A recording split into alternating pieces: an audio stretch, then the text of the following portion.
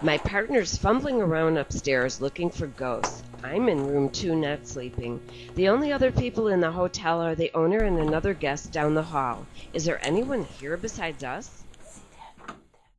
We're staying at the Bross Hotel in a small town in the Rocky Mountains of Colorado. How many ghosts does it take to get checked in and make sure you get a good night's sleep? There are places known to be haunted. Then there are those of which we're unaware. We can visit the known to be haunted on lonely nights, hoping and dreading that their ghost will appear before us. But more often than not, these unknowns rarely enter our world simply to be witnessed by we mortals. Or do they? There are both known and unknown ghostly realms among the places of the living. Sometimes they sit alone, haunted and for sale.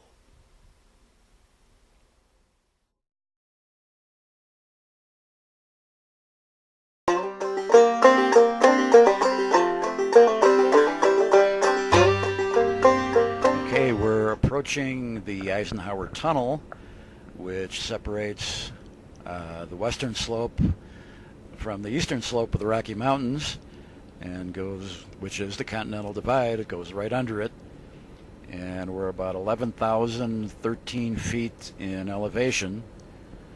It's a pretty long tunnel, kind of fun.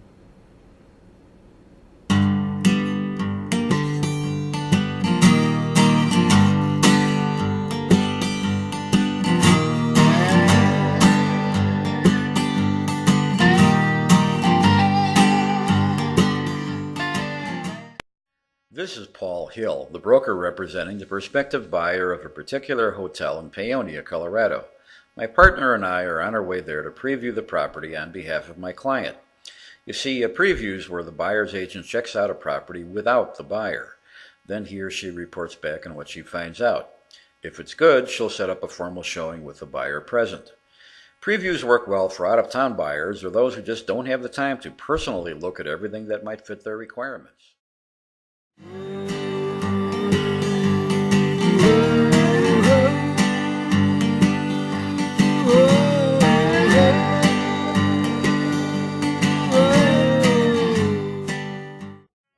Paonia is home to about 1,500 souls, nestled in the North Fork Valley on the western slope. The property in question is the Bross Hotel, a 10-room establishment currently operating as a B&B. Opened in 1906 by one W.T. Bross, his wife Laura managed the hotel's daily affairs while he remained a local sheriff. Did I mention that Mother Bross still tucks in her guests at night? Trouble is, she died in 1928. Hi, we're here with Bernie from Paonia Realty, and she's the listing agent for the Bross Hotel here in Paonia. And she's standing right next to my beautiful wife, who is also my assistant. And she's going to be walking around with us and myself and Bernie. It is Bernie, right? Yeah. We call you Bernie. And we're going to do a little tour of the house. So everything you need to run the hotel is for dishes, as well as bedding upstairs, and everything is here. There's an owner's quarters downstairs, which we'll go into.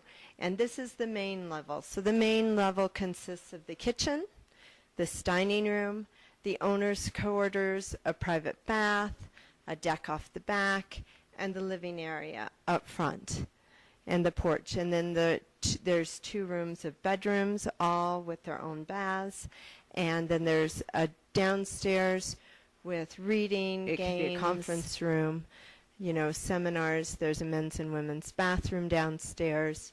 2 stairways, one up front, one up back, going to a jacuzzi for the guests in the backyard as well.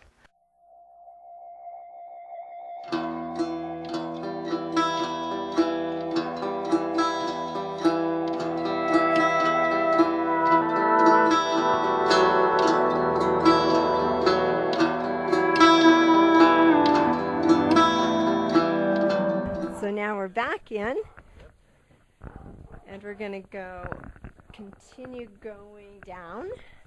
No, up. Sorry, we were just down. That's right. Follow the smell of the delicious breakfast going up. I don't think this Picks up smells. Are we are we going right, or did we? Maybe we were on the level. No, because we're on the second floor now. I'm going to make you guys get your exercise. Okay. I think we were on the level as soon as we walked in the door. Okay. Work with Bernie. She's on the level. That's right. You know what we're going to do? We're going to go out. That's why I got confused. We're going to go out, and we're going to go in the kitchen door. Hi, there we go. Is it good to come in the kitchen now? Okay. There's Linda, the owner. Say hi, Linda. Hello. Welcome to the reason you want a commercial kitchen is so you can do something other than breakfast. Yeah, Okay? In Colorado, if you're doing more than breakfast, you have to have a commercial kitchen. And for a lot of the activities, you might be wanting to do dinner. I'm up on the unoccupied third floor, and it's about 1 o'clock in the morning. Is Laura Bross, who passed away long ago, still walking these hallways? I hope we find out. We are alone with one another. It's bone on bone. Paonia is also known for its large group of organic growers. So we grow peaches and sweet cherries and pears and apples and Asian pears and apricots, and it's a really nice climate. A lot of people have moved from Boulder to here because they say that Paonia reminds them of an earlier time in Boulder, in the area around Boulder. Yes, yes, yes. And so musicians came in and artists came in, and you can even see on the wall she has paintings from different artists around the valley. All right. You had some questions for me about the haunting of the hotel? About Mrs. Bross, as a human being and as living here, she moved here with her family, her husband and 6 children in 1900. She bought the house next door for $300. When I started doing research on the hotel, the first thing I saw in a newspaper back in 1904 was that Mrs. Bross was proprietor of a rooming house, the house next door. So in addition to her 6 children, she was taking in boarders, which was quite common in those days. But as I understand it from a great-grandson, Mrs. Bross was pretty much the manager of the hotel.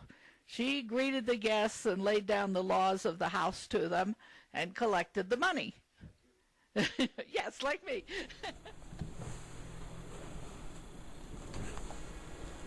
I thought I heard something over here. What the heck is that?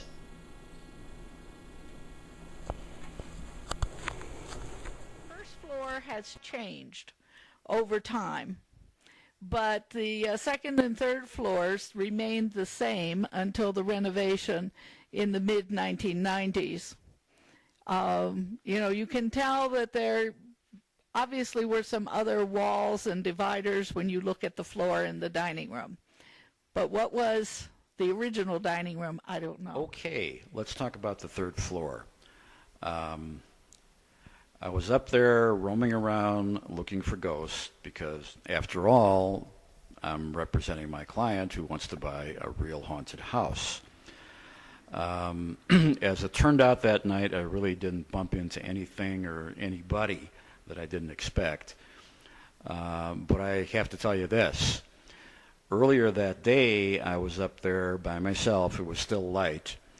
And the doors were open to all the rooms, so I happened to step into room 9.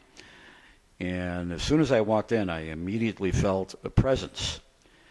And I tend to feel that way sometimes in haunted houses, so I think there may have been something real going on there. I don't know what anything special going on in room 9. I have had guests tell me that, Mother Bross wanders and that she has gone up to room 9.